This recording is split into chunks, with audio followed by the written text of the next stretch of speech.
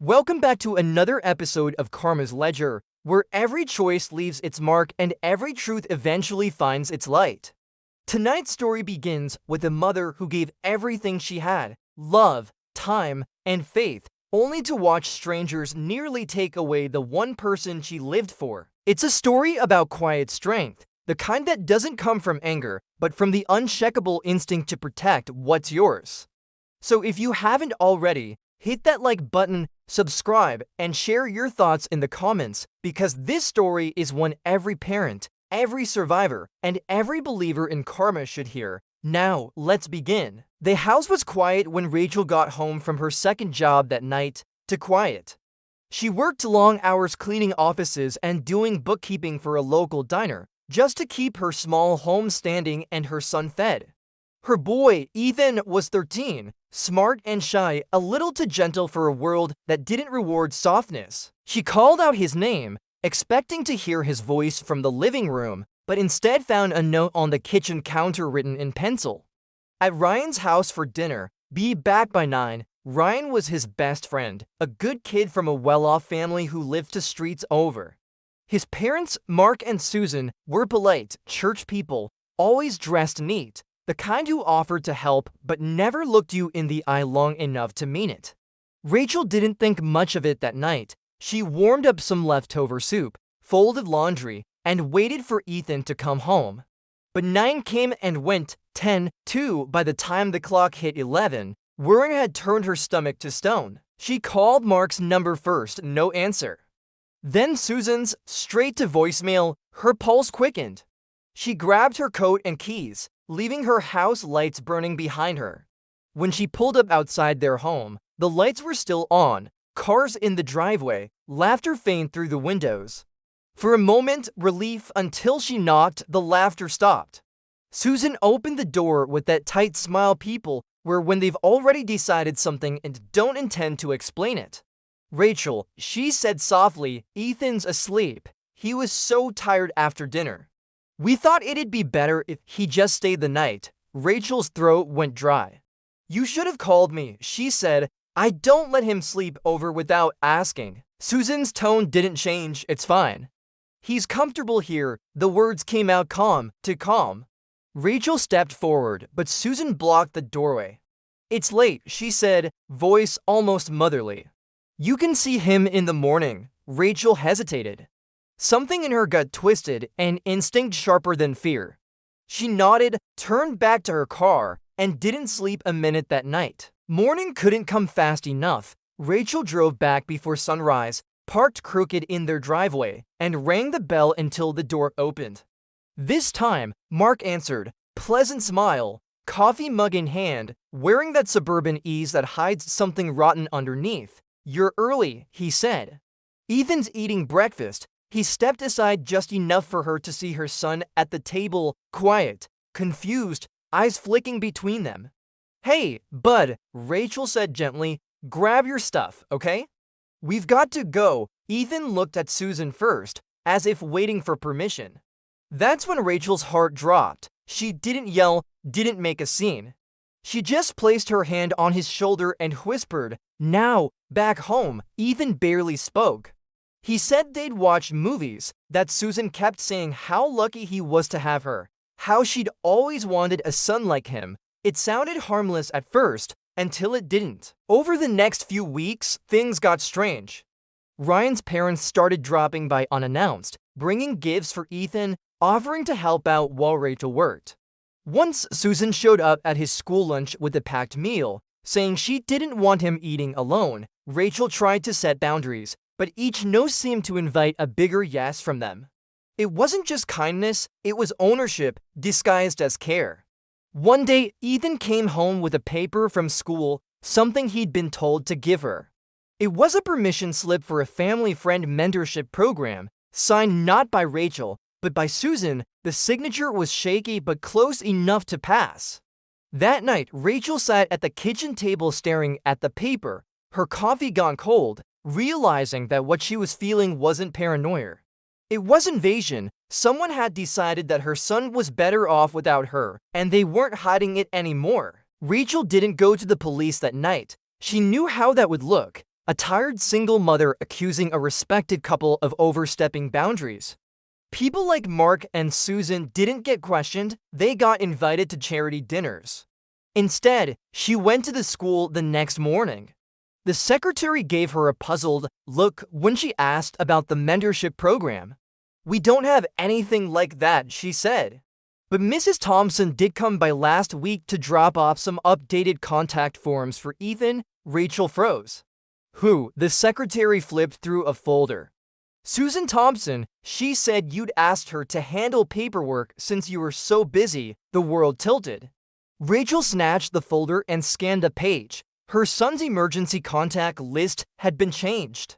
Next to Guardian, her own name had been replaced with Susan and Mark Thompson. Her hands trembled as she shoved the paper back and left without a word. That evening, Rachel called Susan. No answer. She called again, voicemail. She texted, "We need to talk, now." Nothing. By morning, her panic had hardened into resolve. She drove to their house again. This time, she didn't knock. She walked right up to the porch and shouted through the door, "Open up, Susan, I know what you did." Curtains shifted, footsteps, the door cracked open. Susan appeared, her smile gone, her voice clipped. "You need to calm down," she said. Rachel held up her phone, camera recording. "You forged school documents, you're not his guardian. You're not anything to him." Mark appeared behind her, arms crossed. "We were just trying to help," he said. "You work too much. The boy needs stability." Rachel stared at him. "You mean you need a child?" Susan flinched. That tiny flicker of guilt was all the proof Rachel needed. She turned, walked to her car, and dialed the police before she even closed the door. The police didn't rush. They never do when the danger isn't obvious. An officer came by, took notes, said things like, "We'll look into it, and maybe it's a misunderstanding." Rachel handed over the forged papers, the texts, everything. But it wasn't enough. There were no threats, no physical harm, just manipulation to quiet for handcuffs. Still, she filed a report. If they tried to contact Ethan again, the officer said, "Call us." That night, she changed her locks and slept with her phone on her chest. Days passed without word. Then one Friday afternoon, Ethan didn't show up after school. Panic set in fast, faster than logic. She called the school. "Oh, he left early," the receptionist said. "His aunt picked him up." Rachel's heart slammed. He doesn't have an aunt. By the time she reached the school parking lot, her hands were shaking so badly she dropped her keys twice. The receptionist was already calling security when she burst through the doors. "Who signed him out?" she demanded. "Mrs. Thompson," the woman said. She had paperwork, looked official. Rachel's voice cracked. Where did they go? Nobody knew. She called the police again, her voice rising, breath short. This time, they didn't take hours. Within minutes, squad cars were on the move. They traced Susan's car to a highway camera heading out of town. Rachel followed in her own car, tailing the GPS ping she begged an officer to share. 2 hours later, she saw it, the silver SUV parked at a gas station near the state line. Ethan was inside, sitting in the back seat, pale and confused, clutching his backpack like a shield. Rachel didn't wait for backup, she sprinted. The confrontation was messy, tears, shouting, a scene big enough for everyone at the gas station to notice. Rachel yanked open the car door, pulled Ethan out, and held him so tightly he started crying. "Mom," he whispered. "She said you signed papers." Susan stood by the pump, hands up, trembling between guilt and delusion. "We were just taking him for the weekend," she insisted. "You're not stable. You can't provide what he needs." The officers arrived seconds later, lights flashing, voices cutting through chaos. Mark tried to argue, but the forged documents told their own story. The couple was taken in for questioning. Ethan was returned home, and Rachel finally let herself collapse, not in fear, but in release. She didn't care what came next. She had her son back. But she also knew people like the Thompsons didn't give up easily. The police station smelled like stale coffee and old carpet. the kind of place where truth gets filtered through paperwork. Rachel sat across from a detective with weary eyes and a half-eaten sandwich on his desk. He flipped through the files she'd brought, school records, fake signatures, texts that dripped with manipulation. "This isn't a kidnapping in the traditional sense," he said carefully, as if choosing each word mattered more than justice itself. "But it's serious. They were building a case for guardianship." Rachel blinked. "A case," he nodded. "They contacted Child Services last month. Said they were concerned about your working hours, that your son spent too much time alone, that you might be unfit. They were setting up a pattern, making it look like you were neglectful." The room tilted. Rachel gripped the chair to stay grounded. "They were trying to steal him legally," she whispered. "Not just legally," the detective said, closing the folder. "Strategically, they planned this." Over the next few weeks, Rachel learned just how far the Thompsons had gone. They'd filed concern reports under fake names, called the school multiple times posing as relatives, even opened a P.O. box using Ethan's name to make it look like he was staying with them part-time. Every discovery was another gut punch. The detective promised to monitor the situation, but there was little else to charge. Everything was coded in plausible deniability. Susan, meanwhile, had posted online about helping a neglected child find stability, gathering sympathy from her church and community. The narrative had flipped. People were starting to look at Rachel sideways in the grocery store, whispering behind her back. One woman even asked if it was true that the state was getting involved. That night, Rachel sat on her front porch, with Ethan asleep inside, staring at the empty street, wondering how many lies it took to erase the truth. When Child Protective Services finally did show up, Rachel was ready. The woman who knocked looked polite but practiced, clipboard in hand, sympathetic smile that didn't reach her eyes. "We've had some concerns brought to our attention," she began. Rachel didn't flinch. She handed over a thick envelope, copies of everything: police reports, forged forms, screenshots of texts, and a written statement from the detective himself. The worker skimmed through it, her expression shifting from skepticism to unease. "I see," she murmured. Rachel folded her arms. "You're not taking my son. You're going to read that, and then you're going to ask yourself why these people care so much about a child who isn't theirs." The woman closed the folder and nodded slowly. "I'll be in touch," she said, and she was. 2 days later, CPS cleared Rachel completely. But by then, the damage had been done. Ethan had stopped sleeping through the night. He'd wake up from dreams where someone was knocking at the door, calling his name. One evening, Rachel found him sitting on the floor of his room, backpack open, clothes half folded. "What are you doing, honey?" she asked softly. He didn't look up. "Just in case," he said. "In case they come again." Her chest ached in that quiet, suffocating way only mothers understand. She knelt beside him and took his hands. "No one's taking you," she said. "Not now. Not ever." He nodded, but the fear stayed in his eyes. Kids remember safety the way adults remember love. They notice when it's gone. That night, she emailed the detective and asked if there was any legal way to keep the Thompsons away for good. He replied with one word: restraining order. The next morning, Rachel filed it. When Susan was served, she didn't show up in person. She sent her lawyer instead, claiming misunderstanding and emotional distress, but the judge wasn't buying it. The order was granted for 5 years. It wasn't closure, but it was a wall, and for now, that was enough. Months passed before things began to feel normal again. The gossip quieted, the neighbors moved on to new scandals, and the Thompsons sold their house and left town. The day she saw the moving truck, Rachel parked across the street with her windows down, just watching. Susan came out first, hair tied back, wearing sunglasses even though the sky was gray. Mark followed, boxes in hand, head down. They didn't look powerful anymore, just small, deflated. Rachel didn't wave, didn't gloat. Karma didn't need an audience. She drove home, made dinner, and sat with Ethan while they watched old cartoons. Halfway through the show, he leaned against her shoulder and said, "Mom, they're gone, right?" She smiled softly, brushing his hair from his forehead. Yeah, she whispered.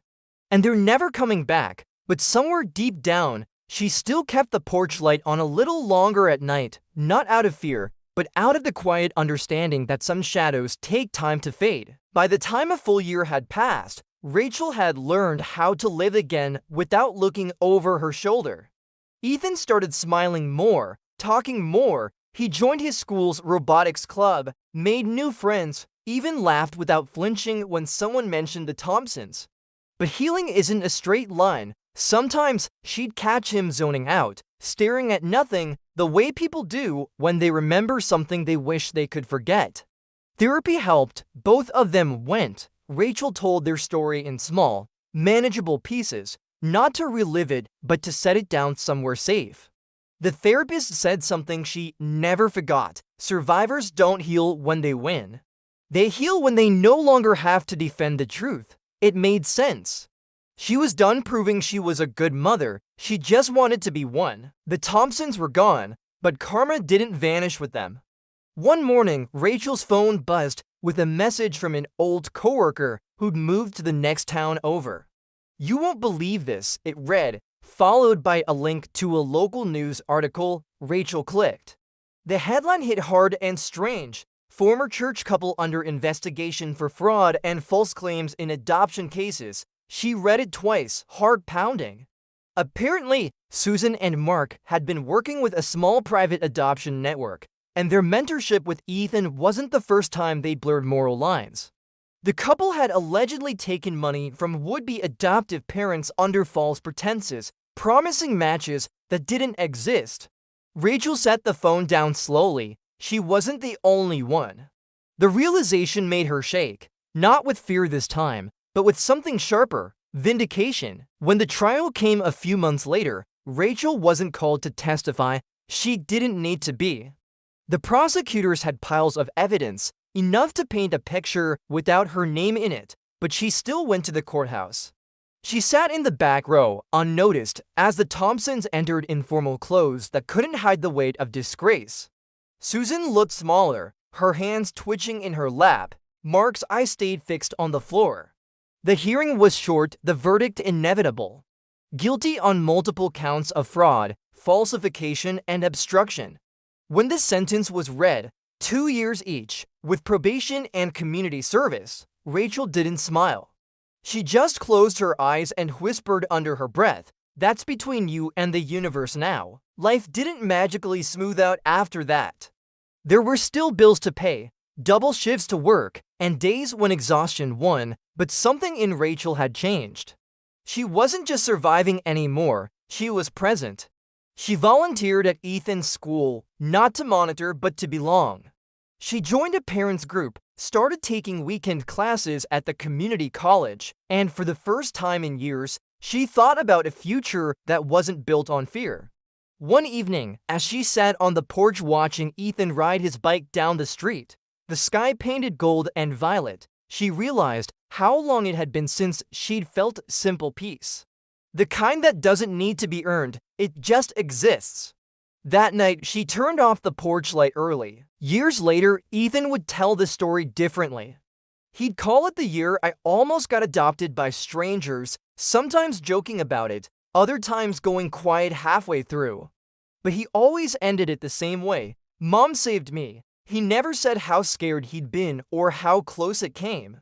Maybe he didn't need to. Some truths live between words.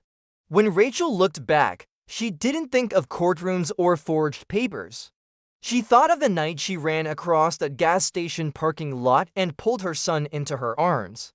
That moment, raw, shaking, full of terror and love, was where karma turned. Not with revenge, not with justice, but with balance.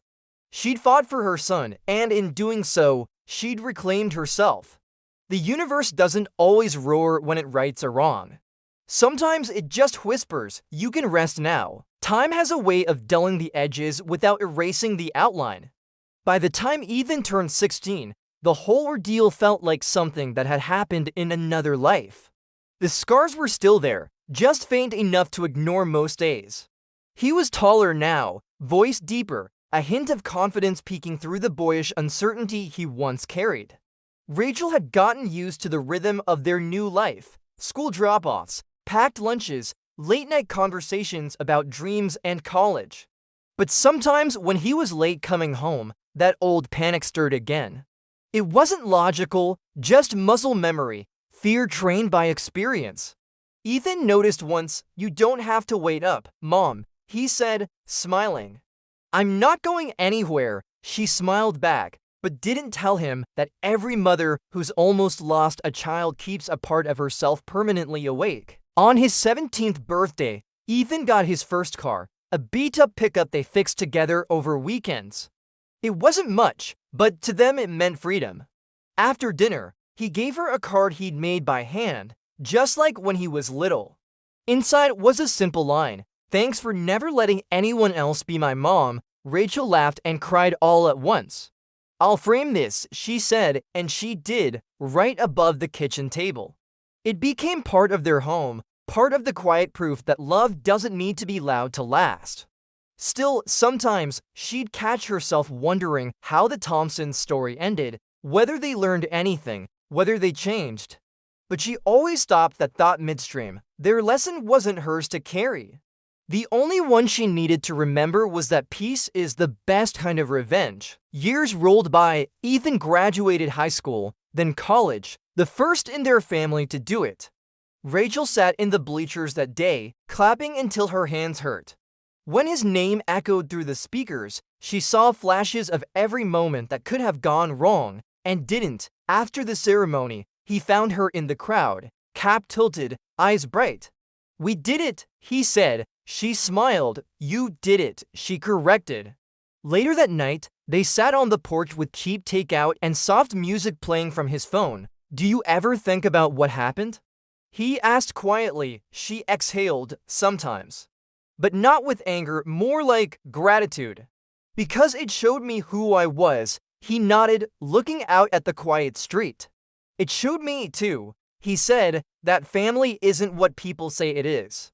It's who fights for you when no one else does." When Ethan turned 21, he moved to another city for work. It was the kind of change that felt both like loss and reward. Rachel helped him pack, carefully folding his shirts, pretending she wasn't memorizing the smell of his room. On his last night home, he hugged her longer than usual. "You'll be fine," he said softly. "You taught me how." After he left, the house was too quiet. But this time, the silence didn't feel threatening, it felt earned.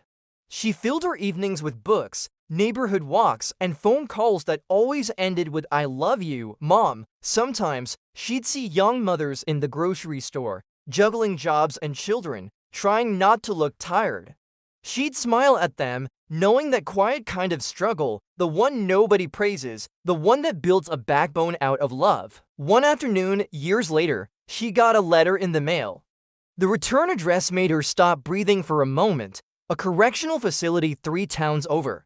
Inside, a folded piece of lined paper, written in familiar handwriting: Susan Thompson. Rachel sat at her kitchen table, hands steady but heart racing. The letter wasn't an apology so much as a reckoning. Susan wrote about how time had humbled her, how she'd lost everything trying to fill a void that was never meant to be hers. "I thought I was saving him," she wrote. "But I was only trying to save myself." At the bottom, one line stood alone: "I hope you and Ethan found peace." Rachel folded it neatly and tucked it into a drawer, right next to the card her son made her years ago. Two sides of the same truth, the harm and the healing, and both, finally, at rest. Time turned her once busy home into a quiet sanctuary. By her 50s, Rachel's world had narrowed in size but deepened in peace.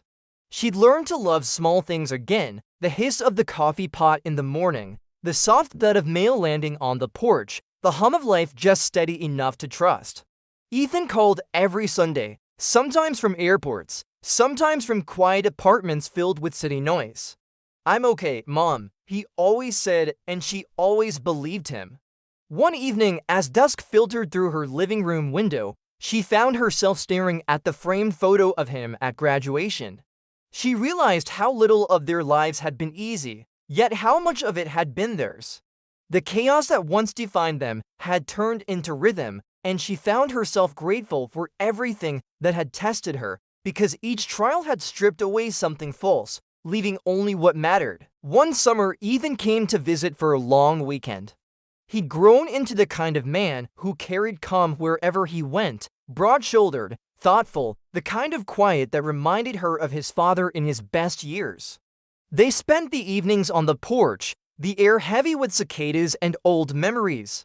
On the second night, he asked, "Do you still think about them?" She knew who he meant, sometimes, she admitted. "Mostly when I see families trying to control what they can't understand." He nodded, eyes distant. "I used to hate them," he said softly. "But now I just feel sorry." Rachel looked at him for a long moment, seeing both the boy and the man layered together. "That's the final step," she said. "You don't forgive them for them. You forgive them so they stop owning space in your head." He smiled, the kind that carries quiet release. Later that night, she woke to the sound of rain against the roof, steady, comforting. She made tea and stood by the window, watching drops trail down the glass. The letter from Susan was still tucked in that same drawer, untouched for years. She pulled it out, reading the words again with fresh eyes. It struck her differently now. Not as a reminder of pain, but as proof of growth, both theirs, maybe. People don't wake up one day and become monsters, she thought. They break slowly, piece by piece, until they mistake taking for healing. She didn't pity Susan, but she understood her now. That understanding didn't rewrite the past, but it gave it a shape she could live with. She set the letter back, smiled faintly, and whispered, "I hope you found peace, too." In her later years, Rachel began volunteering at a local women's shelter. It wasn't something she planned. She just stopped by one day to donate clothes and never really stopped going. She met mothers who'd been through worse, who carried bruises both seen and unseen. When she told her story, she didn't make herself the hero.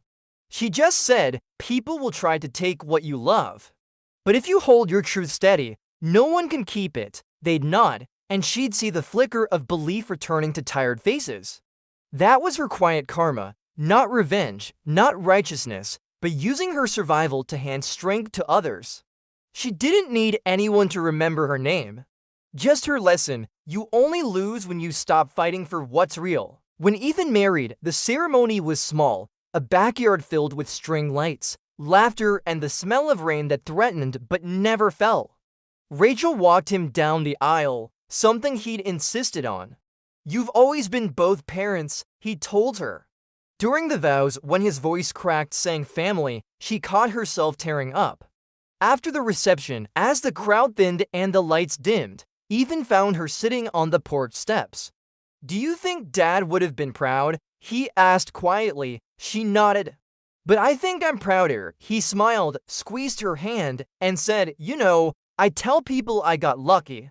But really, I just got you." The night air carried their laughter softly across the yard, the kind of laughter that only comes after years of surviving, forgiving, and finally resting in peace that doesn't need to be proven anymore. As the years rolled by, Rachel settled into a kind of peace that didn't require effort. Her hair had turned silver, her hands mapped with faint scars from years of labor and life. She still woke early, out of habit more than need, the quiet house filled with the hum of memory.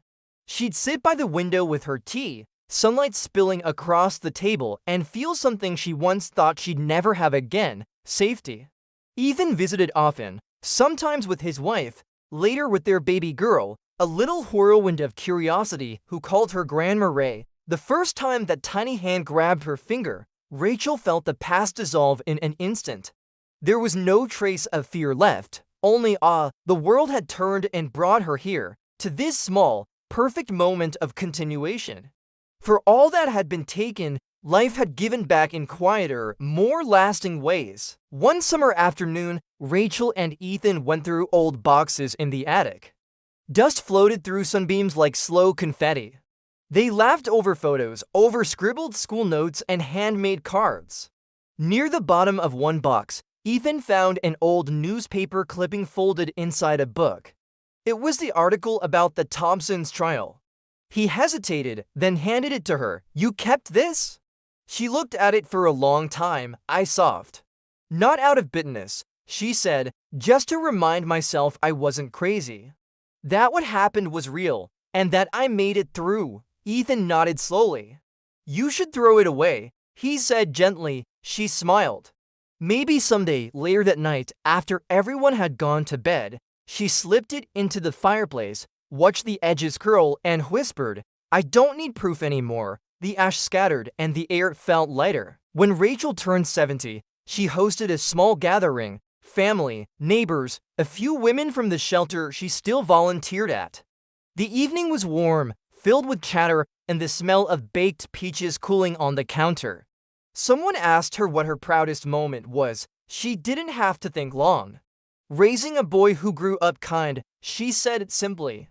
Ethan, standing behind her, laughed and hugged her shoulders. "That's all her," he said.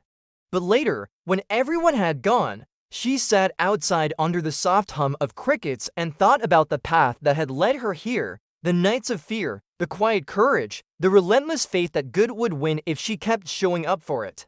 It had, maybe not perfectly, but enough. She'd long stopped needing life to be fair. It was enough that it had been honest. Sometimes she still dreamed about that night at the gas station, not the panic, but the moment she reached Ethan, the weight of him in her arms, the wild relief of having him safe. In those dreams, everything slowed down, the sirens, the shouting, the lights. Just her and him, suspended in that heartbeat between losing and saving. She'd wake up afterward with tears she didn't mind. Some memories don't fade, they just soften. She understood now that the purpose of karma wasn't punishment, it was restoration. The world had taken her trust and given her back something stronger, wisdom. She smiled every time she thought of that, the way some people smile at inside jokes only the universe would understand. In her final years, Rachel began writing letters, not to anyone in particular, just to the people she used to be. One for the frightened mother who doubted herself, one for the angry woman who wanted justice, one for the tired survivor who just needed rest. She kept them in a shoebox beneath her bed, sealed and dated. "In case Ethan ever needs to know who I was," she'd say with a wink. But deep down, she wrote them for herself, a breadcrumb trail of strength. The last letter she wrote began with, "Dear Rachel, you did enough." It ended with, "You can rest now," and for the first time in her life, she truly believed it. When Rachel passed, it wasn't dramatic, it was morning, sunlight creeping across her quilt, tea half finished on the nightstand. Ethan found her sitting in her chair by the window, the one she always said had the best light. She looked peaceful, as if she'd simply decided she'd seen enough sunrises. The house was silent except for the clock, ticking steady and patient, like time giving her a slow, graceful exit. Ethan didn't cry at first. He just stood there, hands trembling, unsure whether to wake her or thank her. Later, when the house filled with friends and neighbors, he realized that grief doesn't always arrive loud. Sometimes it slips in like a whisper, gentle, devastating, and impossibly kind. On her dresser sat a note in her handwriting, "Don't mourn too long.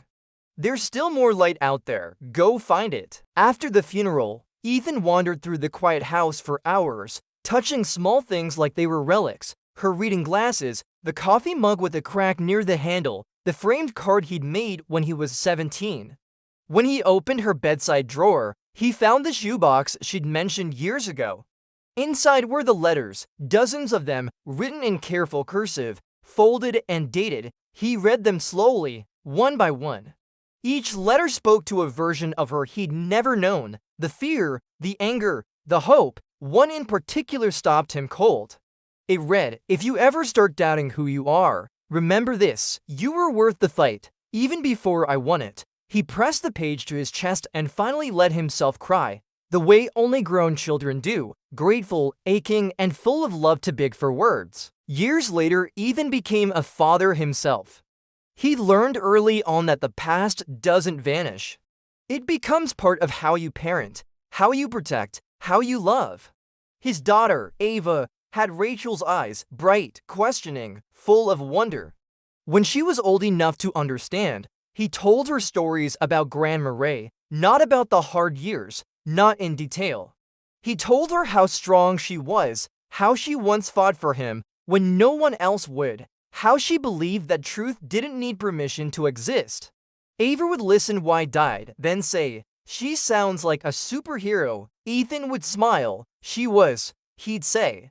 "Just one without a cape." Every time he said it, he felt the same quiet pulse of gratitude he used to feel as a child. That kind of love that stays even when the person doesn't. One day, while cleaning the attic of his own home, Ethan found a box labeled in his mother's handwriting. Inside were photos, old papers, and, folded carefully, Susan's letter. He hadn't known Rachel kept it all those years. He sat down on the floor, the smell of dust and cedar thick in the air, and reread the words. They didn't sting anymore. If anything, they felt distant, like a story he'd once heard but didn't belong to.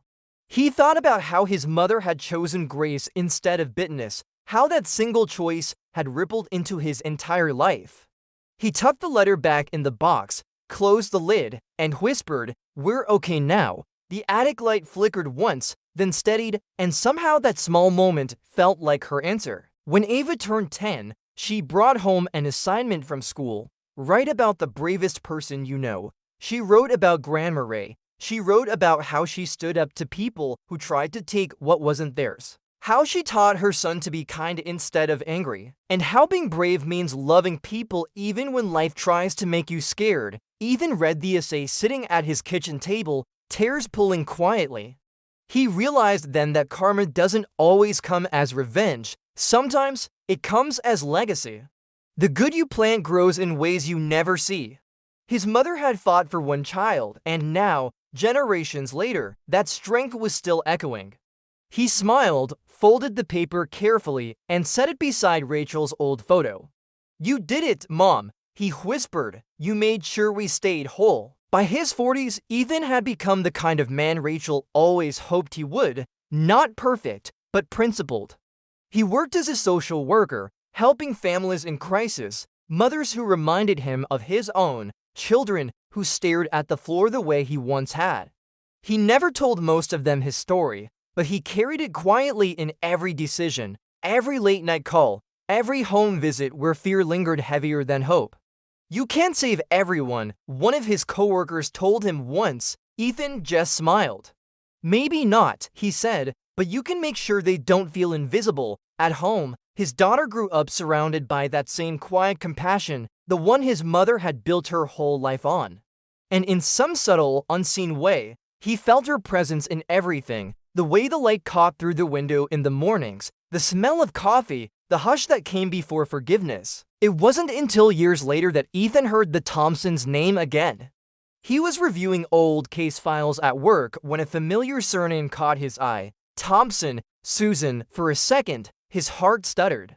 The file belonged to a teenage boy in foster care, no relation, but buried in the notes was a reference. "Placed temporarily with Susan Thompson, age 78, former Guardian volunteer, deceased." Ethan sat back, staring at the page. She'd passed away quietly, years ago, still working around children. The irony hit him hard, not as anger, but as strange completion. People change, or they try to. Maybe she had. Maybe that was her way of paying back the debt, helping where she once hurt. He closed the file gently, whispered, "I hope you found peace," and signed off on the paperwork. For the first time, her name didn't taste like bitterness. One autumn evening, Ethan visited his mother's grave. It had been nearly a decade since she passed, yet the grass grew neatly around her stone, the flowers still tended, though he never quite knew who did it. He brought Ava with him, now a teenager, camera slung around her shoulder. "You always talk about her," she said. "Was she really that strong?" He smiled, brushing dust from the engraved letters. Stronger than anyone gave her credit for. They stood there in silence as the wind rustled through the trees. "Do you think she'd be proud of us?" Ava asked softly. "I don't think she ever stopped being proud," Ethan replied. A single leaf landed at his feet. golden, delicate, perfectly still, and for some reason, that small moment felt like an answer. As Ava grew older, she followed in her father's footsteps, studying psychology, volunteering, building her own life around empathy instead of fear. Sometimes, when Ethan saw her speak to people with that calm patience, that quiet confidence, he recognized it instantly. It was his mother's voice, softened, modernized, but unmistakable. Legacy wasn't something you left behind, he realized.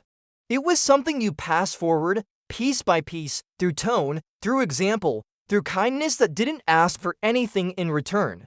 One evening, while they sat on the porch watching the sunset, Ava asked, "Do you ever miss her?" He looked toward the horizon, colors melting from gold to purple. "Every day," he said, "but missing her doesn't hurt anymore. It just reminds me I had someone worth missing." The night Rachel's great-granddaughter was born, the sky broke into a quiet rain, the same soft kind that had always followed the biggest turns in their family's story. Ethan held the tiny baby in his arms, her eyes half open, already full of the world's wonder. "Welcome, little one," he whispered. "You come from strong women." As he spoke, the hospital room filled with the hum of monitors and soft laughter from his daughter. He felt something in that moment, not grief, not nostalgia, but continuation. The kind of karmic balance that doesn't need words. Rachel's story had started with fear and ended with faith. Faith that love, when protected fiercely and lived gently, never really ends. Somewhere, he imagined his mother's voice, calm, proud, and steady, whispering what she always did, "You can rest now." Years moved quietly after that, measured more in seasons than milestones. Ethan retired early, not because he was tired of the work, but because he wanted to live at the same pace as the life he'd built, slow, intentional, grateful. His days became gentle rituals, morning walks, coffee on the porch, long calls with Ava and her growing family. He found joy in the ordinary, the kind of peace his mother had spent her lifetime earning. Sometimes he'd look through old photo albums, fingers tracing the edges of memories, the old house, the graduation, the wedding, the baby swaddled in hospital light. He'd catch himself smiling at the photos of his mother, the fierce spark in her eyes, the unspoken strength. "You did it, Mom," he'd whisper sometimes. "You broke the cycle," and in that whisper, there was no grief left, only gratitude, the kind that feels like prayer without needing one. One autumn evening, Ethan returned to the small town where it all began. The streets were narrower than he remembered, the trees taller. He parked near the old gas station, now a grocery store, and stood there for a long time, watching cars pull in and out, ordinary people living ordinary lives. No one there would ever know what that place meant, how close he'd come to losing everything. He walked to the exact spot where his mother had pulled him from the Thompson's car, the same patch of cracked pavement now covered in faint paint lines. He crouched down, resting a hand on the ground. "You changed everything here," he murmured. "This is where we got our life back." The air was cool, the wind gentle. Somewhere in that breeze, he felt her again, the warmth, the calm, the quiet approval. He smiled, stood up, and walked away without looking back. As the years went on, Ethan started writing, not for publication, just to leave something behind. He called it The Ledger of Us. It wasn't a memoir exactly, more a collection of small truths. Stories of mothers and sons, of mistakes and mercy, of how karma isn't about punishment but balance. He wrote in plain words, the way his mother used to speak, honest, unpolished, real. One line recurred throughout the pages, "Love is the only thing that can't be stolen." When he finished, he left a note at the end, "For whoever reads this, don't wait for karma to come find you." Be it every day, Ava found the manuscript years later and published it quietly, donating the proceeds to shelters and family support programs. She never changed a word. Ethan lived to see his granddaughter grow into the same kind of woman his mother had been, steady, curious, unafraid to do the right thing even when it hurt. The night before he passed, she sat by his bedside reading from his book. His breathing was soft, his face peaceful, the rhythm of someone who'd made peace with the world. "Grandpa," she whispered, "you really think karma's real?" His eyes fluttered open just enough to meet hers. "I don't think," he murmured. "I've seen it," she smiled through tears. "Does it always take so long?" He chuckled weakly. "Only when it has to teach something worth keeping." Those were the last words he ever spoke, gentle, certain, whole. After his funeral, the family gathered at Rachel's grave, 3 generations standing where it all began. The air was cool, the grass soft, the sun dipping low. Ava placed a small stone between the 2 headstones, engraved simply with the words, "Love always returns," no names, no dates, just truth. As the family walked away, the wind stirred lightly through the trees, carrying with it the faintest echo of laughter, hers, his, theirs. A story that had begun with fear and ended with faith now rested in balance. The universe had written its final line, not vengeance, not victory, just peace. The kind that hums quietly through generations and whispers what both Rachel and Ethan had lived to prove: karma doesn't take, it restores.